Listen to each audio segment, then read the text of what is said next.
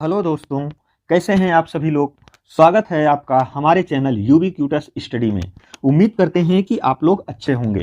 तो आज हम Allahabad high court group C व डी के लिए सामान्य अध्ययन का प्रैक्टिस सेट 12वां करेंगे। इसके पहले हम लोगों ने 11 कर लिया है, तो यदि आप लोगों ने अभी तक नहीं किया है तो उसको जरूर जाके कर लेंगे। और आगे भी 25 क्वेश्चन ये हमारे सामान्य अध्ययन के बहुत ही इंपॉर्टेंट हैं। एग्जाम में आपके ऐसे ही क्वेश्चंस आएंगे। तो यदि आप लोग अभी नए जुड़े हैं तो हमारे चैनल को सब्सक्राइब कर लीजिएगा। तो आइए हम लोग जो है आज का सेशन शुरू करते हैं। तो हमारा पहला क्वेश्चन है आज का, भारत की रियासतों के एकीकरण में किसने निर्णायक भूमिका निभाई थी। आपके ऑप्शंस हैं मोतीलाल नेहरू, सरदार वल्लभ भाई पटेल, टीटी कृष्णमूर्ति, एपीजे अब्दुल कलाम। तो इसमें आपका सही आंसर हो जाएगा ऑप्शन बी, सरदार वल्लभ भाई पटेल। हमारा अगला क्वेश्चन है, दूसरा क्वेश्चन है, यदि दूध को ग्रीष्म काल में फ्रिज के बाहर रखा जाए तो वह खट्टा हो जाता है, जिसका कारण है प्रोटीन का विभाजन होना, इसका रंग, लैक्टिक एसिड में लैक्टोज शर्करा का रूपांतरण, इसमें मौजूद कैल्शियम। तो दोस्तों इसका सही आंसर हो जाएगा ऑप्शन सी, लैक्टिक एसिड में लैक्टोज शर्करा का रूपांतरण। दोस्तों इसमें होता क्या है, दूध में लैक्टोज शर्करा पाई जाती है, ये सब हम लोगों को पता है। लेकिन यह लैक्टोज शर्करा एक निश्चित ताप से अधिक ताप होने पर ये जो लैक्टोज शर्करा है ये लैक्टिक अम्ल में बदल जाता है, जिससे दूध खट्टा हो जाता है। तो इसको आप लोग ध्यान रखिएगा। हमारा अगला क्वेश्चन है, तीसरा क्वेश्चन है दोस्तों, अगर इसका आपको पीडीएफ चाहिए तो हमारे जो डिस्क्रिप्शन बॉक्स में टेलीग्राम लिंक दिया गया है, आप उससे जुड़ जाइए, आपको इसका जो है पीडीएफ आपको वहाँ मिल जाएगा। तो ये अगला क्वेश्चन है, हाल ही में कितने लोगों को अर्थशास्त्र के क्षेत्र में वर्ष 2022 का नोबेल पुरस्कार मिला है। तो हमारे ऑप्शंस हैं, ऑप्शन ए 2, 3, 4 और 6। तो इसमें सही आंसर हो जाएगा इसका ऑप्शन बी, 3 लोगों को मिला है जो अमेरिकी अर्थशास्त्री हैं। इसमें से जो है बेन एस कर्नानके को मिला है, ये पहले हैं। दूसरे डगलस डब्ल्यू डायमंड को मिला है। और तीसरे कौन हैं, फिलिप एच डाइविंग को अर्थशास्त्र का नोबेल पुरस्कार 2022 मिला है। तो इसको आप लोग याद रखिएगा। हमारा अगला क्वेश्चन है, प्रधानमंत्री मोदी ने किस राज्य में मिशन लाइफ लॉन्च किया है। उत्तर प्रदेश, हिमाचल प्रदेश, गुजरात, मध्य प्रदेश। तो हमारा इसका सही आंसर हो जाएगा ऑप्शन सी, गुजरात। दोस्तों यह मिशन लाइफ पर्यावरण संरक्षण के उद्देश्य से लॉन्च किया गया है। तो इसको आप लोग याद रखिएगा। हमारा जो है मिशन लाइफ किससे संबंधित है, पर्यावरण संरक्षण के उद्देश्यों से जो है इसको लॉन्च किया गया है। तो इसको आप लोग ध्यान रखिएगा। हमारा अगला क्वेश्चन है, बांधों को आधुनिक भारत का मंदिर किसने कहा था। तो आपके ऑप्शंस हैं जवाहरलाल नेहरू, मोहनदास करमचंद गांधी, सरदार वल्लभ भाई पटेल और पटेल कृष्ण मचाई।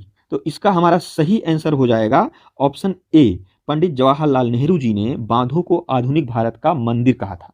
ठीक है, तो आइए हम लोग आगे बढ़ते हैं। हमारा अगला क्वेश्चन है, भारतीय संविधान में मौलिक कर्तव्यों को कौन से संशोधन द्वारा शामिल किया गया था। तो हमारे ऑप्शंस हैं 25वां संशोधन, 42वां संशोधन और 56वां संशोधन और 14वां संशोधन। तो इसका सही उत्तर हो जाएगा ऑप्शन बी, 42वें संशोधन में मौलिक कर्तव्यों को जोड़ा गया। तो दोस्तों इसको ये जो 42वां संशोधन है इसको आप लोग याद रखिएगा, 1976 में किया गया था और इसे मिनी संविधान संशोधन भी कहा जाता है। बहुत ही इंपॉर्टेंट क्वेश्चन है ये, 42वें संशोधन को मिनी संविधान भी कहा जाता है। और इसमें दोस्तों ये जो मौलिक कर्तव्य है ये स्वर्ण सिंह समिति की सिफारिश पर किया गया था। तो ये आप लोग याद रखिएगा। और दोस्तों इसमें जो ये टोटल 11 मौलिक कर्तव्य हैं, लेकिन जब ये 42वें संशोधन में जोड़ा गया था तो उस समय सिर्फ 10 मौलिक कर्तव्य थे। इसमें 11वां मौलिक कर्तव्य जो है 86वें संशोधन द्वारा जोड़ा गया था, जो 2002 के तहत हुआ था। तो इसको आप लोग याद रखिएगा। हमारा अगला क्वेश्चन है, उस स्थान का नाम बताइए जहां ओलंपिक खेलों की उत्पत्ति जो है हुई थी। हमारा ऑप्शन है यूनान, बगदाद, अदन और लाटविया। तो इसका सही उत्तर हो जाएगा ऑप्शन ए, यूनान। दोस्तों यूनान को जो है हम लोग ग्रीक के नाम से भी जानते हैं। तो आधुनिक ओलंपिक खेलों की शुरुआत 1896 से ग्रीस की राजधानी एथेंस से हुई थी और तभी से प्रत्येक साल पर इसका आयोजन किया जाता है। तो जो ओलंपिक खेल है प्रति 4 साल पे इसका आयोजन किया जाता है।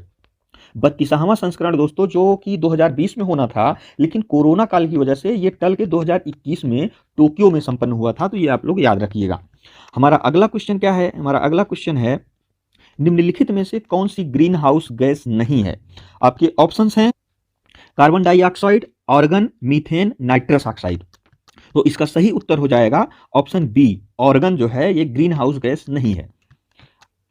अगला क्वेश्चन है, खाने के बाद पेट में होने वाली एसिडिटी को इसे लेने से खत्म किया जा सकता है। यानी कि जो खाना खाने पर कभी कभी पेट में एसिडिटी हो जाती है, तो उसको खत्म करने के लिए यदि हम बेकिंग सोडा जो है इस्तेमाल करते हैं तो यह एसिडिटी हमारी सही हो जाती है। तो इसका ऑप्शन बी सही है।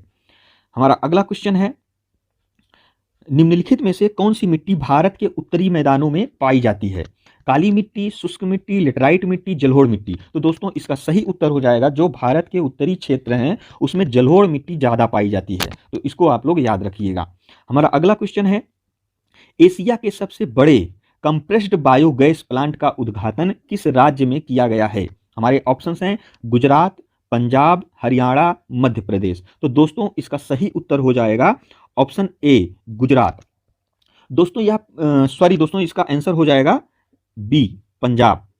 ठीक, तो दोस्तों ये पंजाब के संगरूर में किया गया है। केंद्रीय पेट्रोलियम और प्राकृतिक गैस मंत्री हरदीप पुरी और पंजाब के सीएम भगवंत मान ने पंजाब के संगरूर में उद्घाटन किया। इसे टोटल 3 यूनिट का जो है इसका करना है, जिसमें से पहले यूनिट की स्थापना पंजाब में हुई है, अभी 2 यूनिट की स्थापना और होनी है। तो इसको आप लोग याद रखिएगा। हमारा अगला क्वेश्चन है, हमारे भोजन में आयोडीन युक्त नमक होना क्यों महत्वपूर्ण है? तो दोस्तों इसका उत्तर हो जाएगा ऑप्शन ए, यह थायराइड ग्रंथि के सुचारू संचालन में मदद करता है। दोस्तों थायराइड ग्रंथि जो होती है उसमें से थायरॉक्सिन हार्मोन्स बनते हैं, ठीक है, जिसके लिए आयोडीन जो है अनिवार्य होता है। मतलब कि जो थायराइड ग्रंथि है उससे थायरॉक्सिन हार्मोन बनता है। इस थायरॉक्सिन हार्मोन्स में बनने के लिए आयोडीन की आवश्यकता होती है। थायरॉक्सिन हार्मोन जो है हमारे कार्बोहाइड्रेट, प्रोटीन व वसा के चयापचय को नियंत्रित करता है। तो इसलिए दोस्तों हमारे शरीर के लिए आयोडीन बहुत जरूरी है। आयोडीन की कमी से घेंघा नामक रोग हो जाता है। तो इसको आप लोग याद रखिएगा। हमारा अगला क्वेश्चन है, किस आंदोलन का नेतृत्व मोहम्मद अली और शौकत अली ने किया था? तो हमारे ऑप्शंस हैं देवबंद आंदोलन, सुल्तानिया आंदोलन, बादशाही आंदोलन, खिलाफत आंदोलन। तो इसका सही उत्तर हो जाएगा ऑप्शन डी, खिलाफत आंदोलन। दोस्तों यह उस समय की बात है जब भारत सहित विश्व के जितने मुसलमान हैं वे सभी तुर्की के सुल्तान को इस्लामी साम्राज्य का खलीफा मानते थे। ठीक है, ये जो खिलाफत आंदोलन है इसका ये आंदोलन होने का कारण यही था कि विश्व के जितने भी मुसलमान थे जो है वो सभी तुर्की सुल्तान के इस्लामी साम्राज्य का खलीफा मानते थे। लेकिन प्रथम विश्व युद्ध के बाद मित्र राष्ट्रों ने तुर्की के साथ एक संधि की जिसका नाम है सेवर्स की संधि। इसको याद रखिएगा। सेवर्स की संधि को सेर्वे भी कहते हैं, सेर्वे की संधि। इस संधि के द्वारा तुर्की का विभाजन कर दिया गया और साथ ही खलीफा के पद को समाप्त कर दिया गया। ये बात है 1919 की। तो उसी समय इसी के विरोध में मुसलमानों द्वारा खिलाफत आंदोलन चलाया गया था, जिसका जो है क्या बोलते हैं, जिसका नेतृत्व भारत में मोहम्मद अली और शौकत अली ने किया था। लेकिन इस खिलाफत आंदोलन की भारत में अध्यक्षता जो है महात्मा गांधी जी ने किया था। तो इसको आप लोग याद रखिएगा। हमारा अगला क्वेश्चन है, संपत्ति के अधिकार को भारतीय संविधान के किस संशोधन द्वारा मौलिक अधिकारों की सूची से हटा दिया गया है? आपके ऑप्शंस हैं 42वें संशोधन, 33वें संशोधन, 44वें संशोधन और 41वें संशोधन। तो दोस्तों इसका सही उत्तर हो जाएगा ऑप्शन सी, 44वें संशोधन के द्वारा संपत्ति के अधिकार को जो है ये मौलिक अधिकार से हटाकर जो है इसको अनुच्छेद 300A में रख दिया गया। अब यह एक वैधानिक या कानूनी अधिकार है। वैधानिक या कानूनी अधिकार और जो है मौलिक अधिकार में यही अंतर होता है कि यदि आपके मौलिक अधिकारों का हनन होता है तो आप डायरेक्ट सुप्रीम कोर्ट या हाई कोर्ट में जा सकते हैं। लेकिन जो हमारे वैधानिक अधिकार होते हैं, आपको अगर इसका किसी की संपत्ति अगर उसको जो है हड़पी जा रही है तो आप डायरेक्ट नहीं जा सकते हैं सुप्रीम कोर्ट या हाई कोर्ट। इसके लिए एक प्रोसेस है। तो संवैधानिक अधिकार में और जो है मूल अधिकार में यही अंतर होता है। तो इसको आप लोग याद रखिएगा। हमारा अगला क्वेश्चन है, सच्चिदानंद सिन्हा के स्थान पर भारत की संविधान सभा का अध्यक्ष कौन बना था? दोस्तों यह उस समय की बात है। इसको पहले ऑप्शन देख लेते हैं। डॉक्टर राजेंद्र प्रसाद, पंडित जवाहरलाल नेहरू, सरदार वल्लभ भाई पटेल, मोहनदास करमचंद गांधी। तो दोस्तों इसका सही उत्तर हो जाएगा option A, doctor Rajendra Prasad ji ये बने थे संविधान क्या बोलते हैं संविधान सभा के अध्यक्ष ये बने थे। तो दोस्तों क्या है, जब 9 दिसंबर 1946 को संविधान सभा की प्रथम बैठक हुई थी, तो उस समय सच्चिदानंद जी को अस्थायी अध्यक्ष बनाया गया था, जिसको 2 दिन के बाद यानी कि 11 दिसंबर 1946 को जब संविधान सभा की दूसरी बैठक हुई, तो उसमें जो है डॉक्टर राजेंद्र प्रसाद जी को अस्थायी सदस्य अध्यक्ष के रूप में चुना गया था। तो आप लोग इसको याद रखिएगा। हमारा अगला क्वेश्चन है, कोणार्क सूर्य मंदिर कहाँ स्थित है? तो दोस्तों इसका सही उत्तर हो जाएगा ऑप्शन बी, उड़ीसा के पुरी जिले में कोणार्क सूर्य मंदिर स्थित है। हमारा अगला क्वेश्चन है, इमली में मौजूद अम्ल का नाम बताइए, यानी कि इमली में कौन सा अम्ल पाया जाता है? तो दोस्तों इसका सही उत्तर हो जाएगा ऑप्शन बी, टार्टरिक अम्ल। इसमें दोस्तों आप लोग एक चीज और याद रखिएगा, ये जो हमारा लैक्टिक एसिड है, ये लैक्टिक अम्ल जो है दूध में पाया जाता है, ठीक, ये जो है दूध में पाया जाता है। और टार्टरिक अम्ल जो है ये जैसे हुआ अंगूर, केला, इमली, ये सब में जो है टार्टिक अम्ल पाया जाता है। और साइट्रिक अम्ल जो होता है, ये साइट्रिक अम्ल आप लोग याद रखिएगा, ये खट्टे फलों में पाया जाता है, जैसे हो जाता है नींबू, हम कह सकते हैं नींबू, संतरा, ये सब में जो है साइट्रिक अम्ल पाया जाता है। और जो अमीनो अम्ल है, ये दोस्तों हमारी जो प्रोटीन के पाचन के समय इसका निर्माण होता है अमीनो अम्ल का, तो इसको आप लोग याद रखिएगा। हमारा अगला क्वेश्चन है, भारतीय राष्ट्रीय कांग्रेस के लाहौर अधिवेशन ने किस वर्ष में 26 जनवरी को स्वतंत्रता दिवस के रूप में मनाने की घोषणा की थी? दोस्तों हमारा ऑप्शन है 1920, 1935, 1930, 1942। तो इसका सही उत्तर हो जाएगा ऑप्शन सी, 1930। दोस्तों लाहौर अधिवेशन जो है वो 31 दिसंबर 1929 को पंजाब के लाहौर में हुआ था। तो दोस्तों इसी अधिवेशन में पूर्ण स्वराज का घोषणा पत्र तैयार किया गया था, और इसी अधिवेशन में 26 जनवरी को यानी कि 26 जनवरी 1930 को स्वतंत्रता दिवस के रूप में मनाने की घोषणा की गई थी। और लाहौर अधिवेशन का अध्यक्ष जो है पंडित जवाहरलाल नेहरू जी थे। तो इसको आप लोग याद रखिएगा। हमारा अगला क्वेश्चन है, वर्ष 2022 का साहित्य का नोबेल पुरस्कार दिया गया एनी एरेनॉक्स को, स्वांते पाबी को, एलन एक्सपेक्ट को, मोर्टन मेल्डन को। तो इसका सही उत्तर हो जाएगा ऑप्शन ए, एनी एरेनॉक्स को दिया गया। मेरा अगला क्वेश्चन है, कागजी शिल्प सांझी की उत्पत्ति भारत के निम्नलिखित में से किस स्थान पर हुई थी? तो दोस्तों ये कागजी शिल्प सांझी क्या होता है? जो पेपर को कटिंग करके जो बनाए जाते हैं वही को हम कहते हैं कागजी शिल्प सांझी। पेपर को काट कर बनाया जाता है, जो डिजाइन बनाया जाता है उसी को कहते हैं। और इसमें दोस्तों एक चीज और याद रखिएगा, जो इंदौर है ये भारत का सबसे स्वच्छ शहर है। और दोस्तों भुवनेश्वर को भारत का मंदिर शहर कहते हैं, भुवनेश्वर को भारत का मंदिर शहर कहते हैं, क्योंकि इसमें लगभग 700 मंदिरें हैं। और दोस्तों एक चीज और याद रखिएगा, आपको पता है 1000 मंदिरों का शहर किसे कहा जाता है? तो 1000 मंदिरों का शहर कहा जाता है कांचीपुरम को। कांचीपुरम कहाँ है? ये तमिलनाडु में है। तो इसको आप लोग याद रखिएगा। हमारा अगला क्वेश्चन है, ब्रिटिश सरकार द्वारा भेजे गए साइमन कमीशन का बहिष्कार किया गया, इसका कारण क्या था? इस साइमन कमीशन के बहिष्कार करने का कारण क्या था? तो इसका कारण ये था कि कमीशन में कोई भी भारतीय सदस्य नहीं था, ठीक, इसीलिए भारतीयों द्वारा इसका विरोध किया गया था। और ये साइमन कमीशन 1928 में भारत में आया था। इसमें 7 सदस्य थे और सभी अंग्रेज थे। सभी अंग्रेज थे, जिसकी वजह से इसे श्वेत कमीशन भी कहा जाता है। इसको श्वेत कमीशन कहकर इसका बहिष्कार किया गया था। तो इसको आप लोग याद रखिएगा।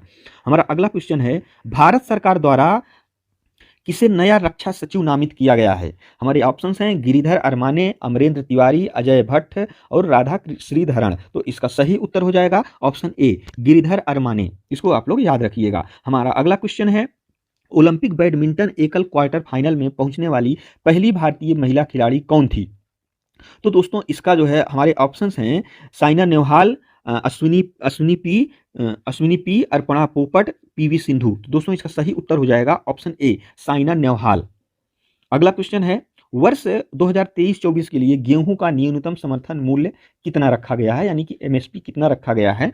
तो इसका सही उत्तर हो जाएगा ऑप्शन सी, 2125 रुपए रखा गया है। अगला क्वेश्चन है, हमारा आखिरी क्वेश्चन है, विश्व धरोहर स्थल रोबेन द्वीप निम्नलिखित में से किस विभूति से संबंधित है? तो दोस्तों इसका जो है सही उत्तर हो जाएगा ऑप्शन बी, नेल्सन मंडेला। दोस्तों ये जो नेल्सन मंडेला हैं, ये जो द्वीप है रोबेन द्वीप, इस पर इन्हें लगभग 18 साल तक कैद रखा गया था। और ये जो है रोबेन द्वीप कहाँ है? ये दक्षिण अफ्रीका के केप टाउन के पास स्थित है। इन्हें जो है नेल्सन मंडेला जी को इसी द्वीप पर लगभग 18 वर्ष तक कैद रखा गया था और यही बाद में चलकर दक्षिण अफ्रीका के प्रथम अश्वेत राष्ट्रपति बने थे। तो इसको आप लोग याद रखिएगा। तो हमारा आज का ये सेशन था 25 क्वेश्चन। दोस्तों, यदि आप लोग को इसका पीडीएफ चाहिए तो आप लोग हमारे टेलीग्राम चैनल को जरूर ज्वाइन कर लें। और ये जो वीडियो है, ये जो क्वेश्चन है आपके लिए बहुत ही इंपॉर्टेंट है एग्जाम को के दृष्टिकोण से, तो इसको आप लोग जरूर देखिएगा। और यदि आप लोग अभी चैनल को नहीं सब्सक्राइब किए हैं तो आपसे रिक्वेस्ट है कि आप चैनल को सब्सक्राइब कर लें। और आपको वीडियो देखने के लिए आपका बहुत बहुत धन्यवाद। फिर हम लोग कल मिलेंगे।